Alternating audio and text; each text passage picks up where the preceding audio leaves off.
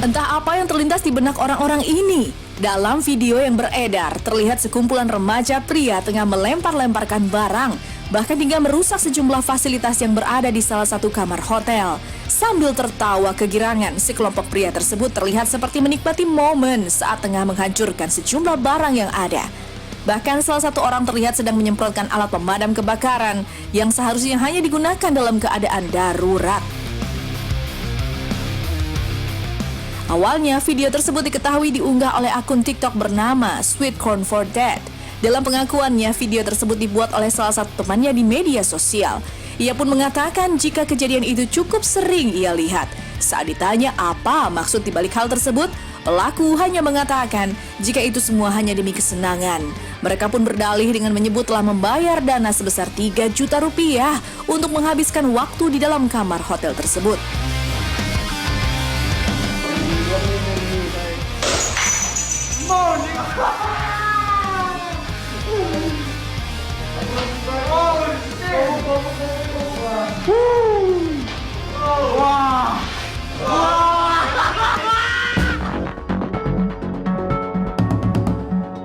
Meski begitu, belum diketahui secara pasti di mana video itu diambil. Satu hal yang pasti, apa yang dilakukan oleh sekelompok remaja pria ini sangatlah disayangkan dan bukan suatu hal yang patut untuk ditiru.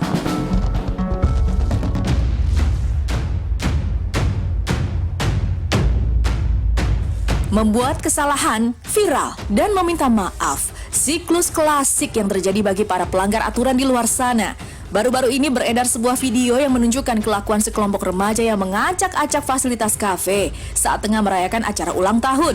Berdasarkan informasi yang ada, lokasi tersebut berada di sebuah kafe yang terletak di Jogja. Disebutkan jika mulanya pihak kafe mengingatkan para pengunjung untuk segera pergi karena jam operasional kafe yang telah berakhir. Sempat menolak meninggalkan tempat. Selang beberapa saat, para remaja itu pun akhirnya meninggalkan kafe yang telah melewati jam operasional itu.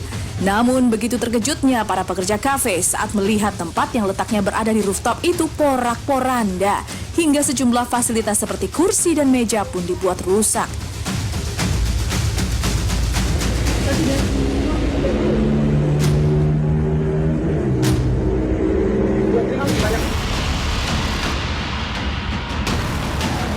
Ya, tentu apa yang dilakukan oleh sekelompok remaja tersebut adalah hal yang sangat tidak terpuji dan tidak patut untuk ditiru.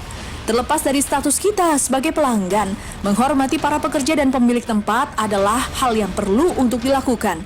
Tindakan menghancurkan sejumlah fasilitas yang terjadi di sebuah hotel dan kafe itu tentu merupakan sesuatu yang sangat mengganggu dan merugikan orang lain. Lebih ke aduh gimana ya, yang punya kafenya juga sayang banget kan pasti kan. Nah kembali lagi kalau misalnya kafe itu punya diri mereka sendiri, terus yang diundang teman-teman sendiri, nah itu mungkin nggak masalah ya. Tapi kalau misalnya kafe orang terus dikotorin kayak gitu, hotel segala macam, itu kan sayang banget sih sebenarnya. Ntar kalau misalnya di hotel ya, ini biasanya kalau misalnya ada party birthday kayak gitu, ada main lilin-lilin segala macam tuh, kalau kebakaran kayak gimana, aduh tuh fatal banget sih kalau menurut aku. Gimana ya, walaupun kamu staycation, kamu sudah bayar tempat itu, tapi tidak berarti juga kamu tahu dong etika menginap di tempat publik gitu. Jangan asal-asalan gitu loh. Maksudnya segampang membuang sampah pada tempatnya gitu loh. Jangan kalian pikir dengan kalian bayar 500.000 atau kalian bayar 2 juta itu terus kalian bisa ngerusak semua properti. Itu ada dendanya juga gitu. Gini deh, enggak semua yang kamu lakukan itu harus dijadiin konten untuk sebuah keviralan. Kalau kamu mau viral, mendingan please deh, percayalah kamu melakukan hal positif pun akan viral juga kok, dan dianggap dan memberikan energi positif untuk orang-orang sekitar kamu, dibandingkan kamu melakukan itu terus kamu udah tahu nih, padahal kamu udah paham banget, habis ini kamu disuruh klarifikasi dan minta maaf. Habis itu apa? Menurut aku ya, masa depan kamu, mental kamu justru udah pasti kena gitu loh. Jangan coba-coba. Ada sekelompok anak muda, mereka ke hotel kemudian menghancurkan fasilitas hotel dengan pembelaan dari pelaku adalah karena dia sudah membayar maka dia bisa melakukan apa saja. Tentunya ini kita bisa lihat ya dari pelaku ini ada karakter yang mungkin dia mencari perhatian gitu kan. Kalau orang kayak gini mau menunjukkan kekuasaan gitu, mau menunjukkan bahwa dia bisa melakukan segala macam, segala hal dengan dia bayar, berarti dia bisa melakukan apa aja gitu. Karakter-karakter seperti ini biasanya adalah anak-anak atau orang-orang yang kurang mendapatkan perhatian dari lingkungan sekitarnya atau dari orang yang dia harapkan mendapatkan perhatian gitu. Jadi emosinya keluar, akhirnya dia melakukan hal-hal di luar kendali diri dia. Kemudian juga ada sekelompok anak muda yang mereka lagi makan gitu, mereka lagi nongkrong-nongkrong, padahal udah jamnya tuh. Kalau dikatakan bahwa generasi anak remaja sekarang walaupun gak semuanya ya, banyak sekali yang kesannya meremehkan untuk beberapa profesi. Ini balik lagi nggak bisa kita bilangkan atau kita mengeneralkan semua generasi ini gitu. Ini bagaimana balik lagi pola asuh di rumahnya bagaimana. Apakah dia diajarkan untuk menghargai orang? Tapi yang menjadi miris nih ya, mereka membuat konten itu kan goalnya itu yang penting viral. Mereka nggak peduli nih kontennya mau negatif kayak mau bagus kayak mau akan memalukan dia, pokoknya gimana caranya goals besarnya adalah mereka viral.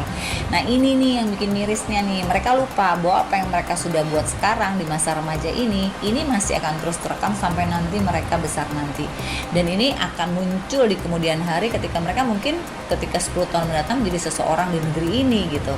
Nah jangan sampai pada saat itu ini menjadi sebuah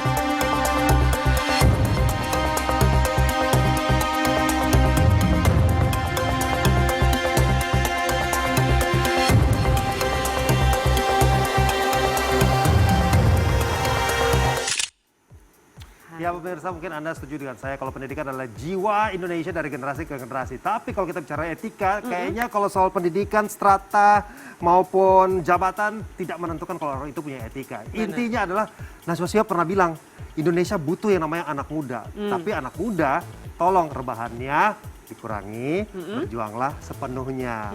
Tapi nggak kayak gini, hanya demi konten justru melanggar yang namanya norma dan etika. Betul, dan satu lagi yang perlu diingat gitu ya buat para remaja gitu. Ini kan sebenarnya diupload ke dunia digital dan nanti akan jadi jejak digital yang nggak akan pernah hilang. Nanti dipikirin nih kalau mau apply ke satu perusahaan. Nah kadang-kadang perusahaan juga ngeliat nih jejak-jejak seperti ini. Jadi please jangan sampai ini kejadian sama diri kita, ya nggak sih? Akhirnya jadi bumerang sendiri ya. Serem. Baiklah pemirsa.